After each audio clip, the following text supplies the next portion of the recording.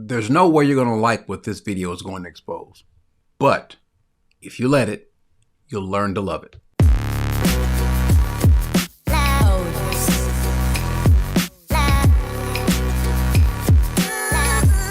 Let me tell you about you. Let me show you you. Let me show you me. Let me show you all of us, the real you.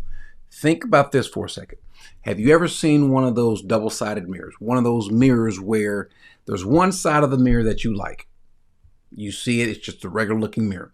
But the other side, it shows a lot more detail. It shows you up close. It shows your pores. It shows you got pimples. It shows any blemishes, any scars. It shows you up close. And when you take that mirror, just go up to someone in your family, a friend, with the double-sided mirror, show them the regular side that they look at. They might even smile. They might ask you what you're doing. But I promise you, you show the other side of the mirror, the one that shows everything kind of a little bit enlarged, exposes more of their imperfections, put it that way. They don't want to see that part. As a matter of fact, wow, oh no one wants to see that. None of us. This is us not being honest with ourselves. We really don't want to. We'll if we're trying to look at something up close and there's something in our eye, we might use that, but we'll turn that mirror around immediately. No one wants to see that because it's difficult for us to want to see who we actually are. And I want to tell you something about yourself to show you, to get you to understand, to see who you absolutely are, what you are, who you are, how you are. Well, how can you do that, Corey? Well, easy, simple. Let's just think about what you listen to. Don't share with anyone else. Just think in your mind, what do I listen to? Who do I listen to? When do I listen to whatever it is I listen to? Or what do I watch? Look at your viewing habits. Go to your homepage on YouTube. You're on YouTube because you're watching this video. And once you hit the little YouTube button, what shows up? What does YouTube know about you? What have you subscribed to? What are the videos? And then not even if you subscribe to a lot of Christian videos, what are the Christian videos that you're watching? Are all the Christian videos that you're watching about somebody else? It's healthy. It's good for us to see and hear about someone else, exposing someone else, someone who's a heretic or a fraud or a wolf. That's good. But what else do you eat? Is that all you eat? Now, you only eat what you eat because your appetite. Nothing is making you consume what you're listening to or what you watch. Nothing is making you talk about those things. This is your appetite. What this is, ladies and gentlemen, is your heart. What are your Facebook posts? What is the music you listen to? On your YouTube channel, all of you have a YouTube channel. If you put comments in, you've got a YouTube channel. What playlist do you have? What do you watch? What have you marked as your favorite list or something to watch on one of these streaming platforms? What is it that you consume? What do you spend more time on? What do you spend money on? What do you think about spending money on? What do you spend time thinking about? If we're honest with ourselves, a lot of us are going to say, you know what? I don't spend nearly enough time about Jesus. I'm more interested in talking about somebody else than I am Jesus. I'm more interested in running down someone else than running down what Christ did for me. I'm more interested in the failures of other people than I am my own failures. I don't want to know or talk or see anything having to do with me, making me feel guilty about myself. I already feel guilty. I don't want to see the other side of that mirror that shows all my imperfections. But the problem is we have a bad heart. We're told in Proverbs 4:23, look at this text. Watch over your heart with all diligence, for from it flows the springs of life. Now, this word for watch look at the bottom, it's the word nitzor, which means to guard. Keep a steady watch in your heart. Make sure that certain things aren't coming in. Why? Because what comes in your heart is what's going to come out. Jesus makes this statement. He says, for out of the heart comes evil thoughts, murders, adulteries, fornications.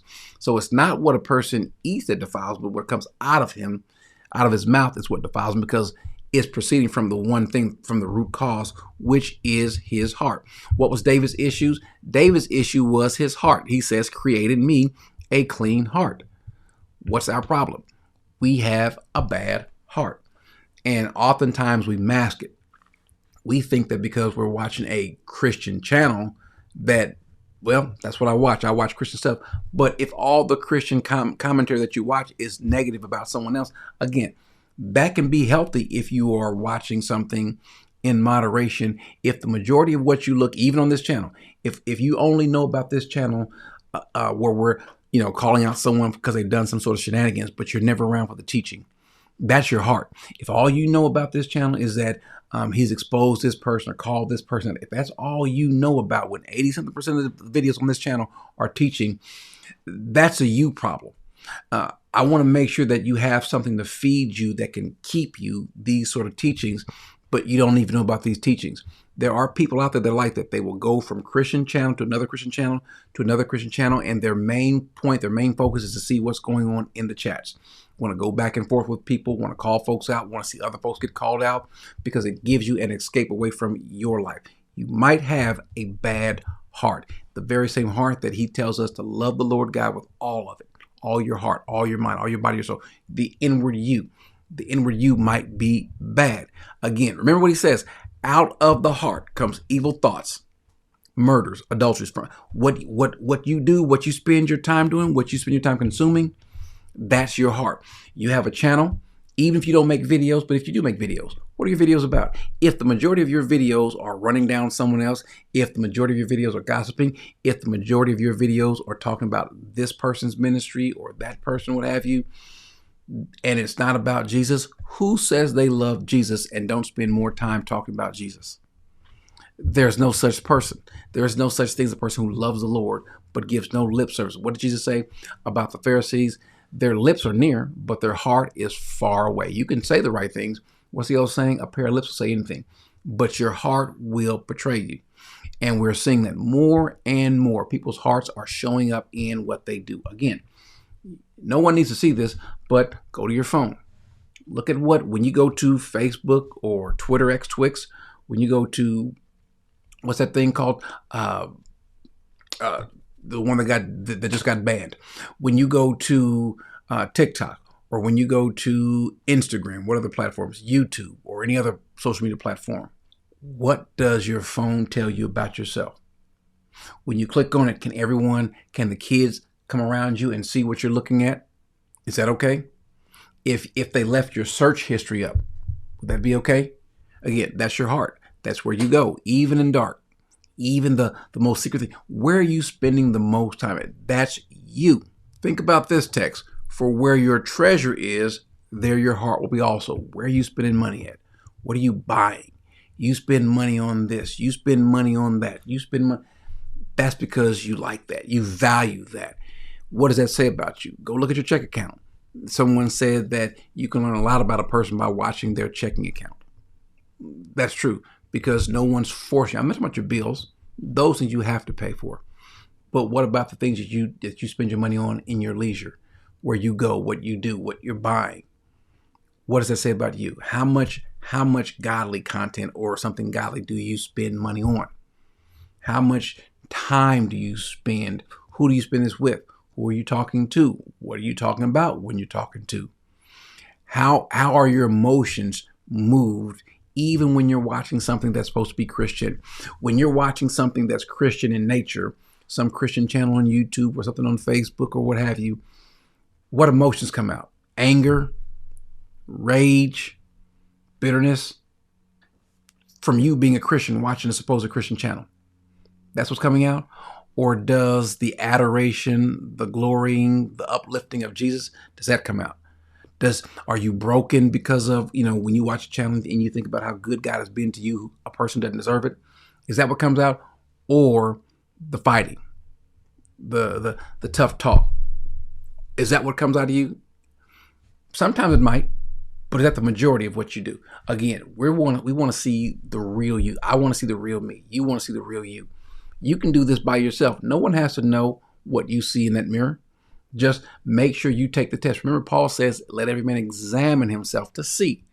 All you do is have something bad to say about everything and everybody. You got something bad to say about another church, may not even belong to a church or inconsistent. You got something to say about other Christians, may not even have Christian friends or not very many. Most of your friends are non-Christian. Nothing wrong with having friends who are not Christian, but how many of your friends should be of the world? Because I can promise you somebody's influencing somebody else. And if most of your friends are secular, then that means you haven't influenced them to become a believer. Because I can promise you this, if you are serious, if your heart is there with Christ, they will get that. They'll know that, whether they like it or not. And they'll determine, I want to stay around you or not. Something should be happening in the lives of your friends, or they'll say something's happening in your life and you might be the one moving away. Where are you spending your time?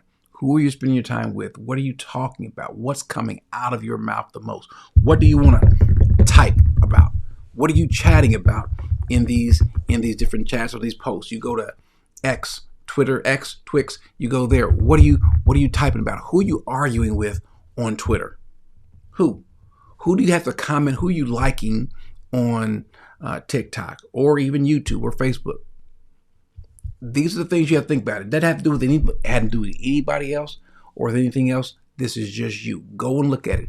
And if what you see that garners the most attention from you, if it's even or if it outweighs the amount of time that you spend in a godly way, you've got a problem. And when I say even, yeah, you should even have it shouldn't be even. You should have more things that lean towards Christ. But even at the very least, don't let it be overwhelmingly majority of secular things that are probably not godly, or you putting all your effort into something negative coming out. Even if you think your negativity, your indignation is righteous. Righteous indignation can only go but so far. Having a just anger can only take you so far. At some point in time, you've got to start eating good, healthy food instead of something that's bitter. So take the test. You don't have to share the results. You can if you want to, and we'll pray for you. Pray for me, pray for other folks, because I can promise you this, you're not the only one that is going to find out that the real you isn't what you saw in the part of the mirror that only shows you the way you like it. The real you is shown in the other side of the mirror, the up close and personal, where you're looking at everything, where you're going through your receipts and seeing what you're spending money on. Yeah, when you open the closet, that's the real you. And so do that. And then once you do it, it's not the end of the world. It's not. What you do then is pray and make a decision to just get closer to God and remove yourself from some of the poisonous things that you've been seeing, that you've been consuming. Amen.